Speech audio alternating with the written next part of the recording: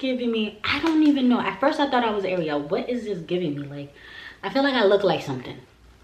Hey gems, how you doing? How's the kids? How's the dog? And how's the grass? All good and well? Okay. Okay, so today I have this little hairstyle. I don't know. It's giving me like, I don't even know. But I feel, at first when I first colored it, I thought I was Ariel. But then once it dried, it gave me this color. I'm always experimenting, trying new things, seeing how life goes, and this was an experiment. And it's a simple wig. This is like no customization. All I really did was cut the lace, plop it on, and go. All my wigs don't have to be customized, and sometimes I don't have the time.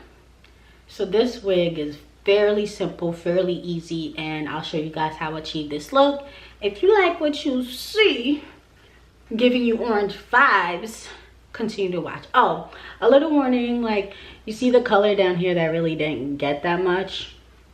It's not that noticeable, but in the camera is really bright.